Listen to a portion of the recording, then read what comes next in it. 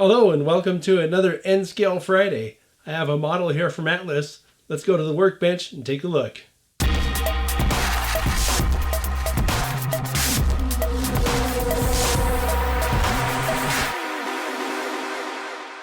Alright, so here's what we're looking at today. This is a GP35. It's N-Scale, obviously, because we're doing N-Scale Friday today. And it's decorated for the demonstration model, or the demonstrator unit as they would call that. This is an Atlas's classic line. This particular one happens to be the Gold series, which means it has ESU, DCC, and sound included and already installed. If it were the Atlas Silver line, it would be DCC ready. The DCC equipped version retails for $239.95. The DC only version retails for $129.95. I looked at Atlas's website and found that this model comes in 6 different paint schemes. The model is packed with a warranty card, exploded view drawings, and then a DCC quick start guide. So I've scrutinized the paint with my magnifying visor and found it to be very good overall. And I don't know, I think I must have some weakness for red and white paint schemes because I find this very pleasing to look at. It's a very simple paint scheme, but it just looks sharp. And the separation lines between your white and red are very, very crisp.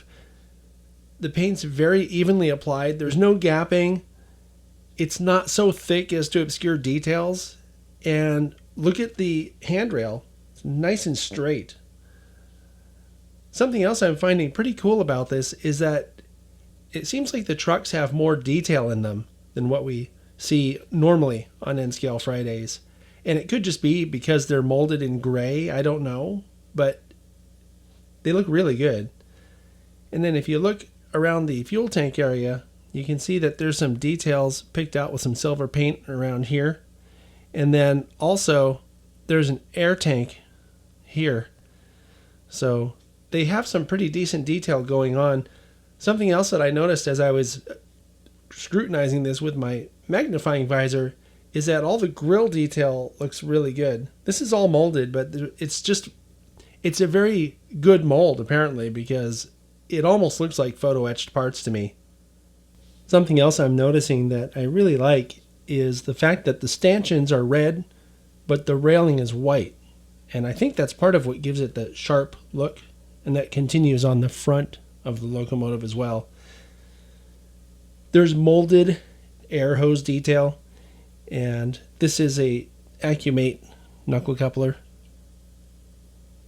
On first glance, I thought this little white sort of pinstripe across the front was the uncoupling lever, but it's not. The uncoupling lever is just below that, molded, and that narrow white strip is remarkably crisp. Continuing our way around the model, you can see the MU receptacle over here, and the drop step is molded in the upright position. The grab irons on the nose there are molded. You can also see from this angle that the horn is a nicely molded plastic piece as well, separately applied. And then on the fireman side or conductor side, you can see the same details are picked out here near the fuel tank. Just overall, the presentation is very nice on this model. The rear of the model is detailed similarly to how the front is, with molded grab irons and molded hose detail and that kind of thing. And I'm going to show you something on the top. I think you can kind of see it from this angle, but we're going to look more closely at it from the top here in a minute. But there's a curved grab behind that last fan on top of the model that's molded, but it's picked out with such a fine strip of white paint. Well, we'll look at that in a second. As I'm looking at it from here, I'm just really amazed with how good it looks. You can see the hose detail, and there's another white pinstripe back here, just like on the front. I'm not sure how you get white to look that good on red, but that just really does look sharp. This is the last 3/4 angle shot that we'll look at of this model. Just want to give you a view of it from this side. And I really like this paint scheme a lot. So as we're looking at the top, I do want to point out that little curved grab I was talking about right here. That looks really good. I mean, it is a molded piece, but because of how sharp and how crisp the paint treatment is on it, it looks like a separately applied piece. And the fans look especially good. I'm trying to, I mean, I know that they're molded, but they've done something with them to make it look like there's a lot of depth going on there. And I'm sure when I put some weathering powders on this and do some weathering to it, it'll look even better. And then also on the top, you can see that horn casting I was talking about. That's a separately applied piece. So this is a really cool looking model with a lot of really good molded detail, which to me sounds kind of like a misnomer, because usually separately applied details way better than molded, but the depth in the fans, for example, that looks as good as a separately applied piece to me. All right, this is my favorite part every time. We're going to run the locomotive and see how it runs and see how it sounds.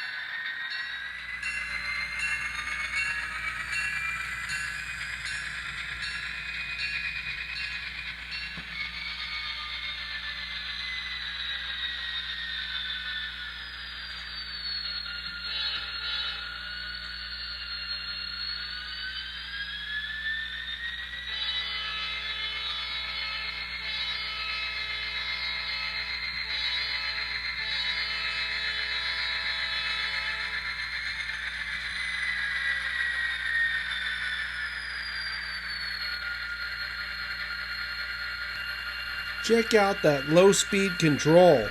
Wow.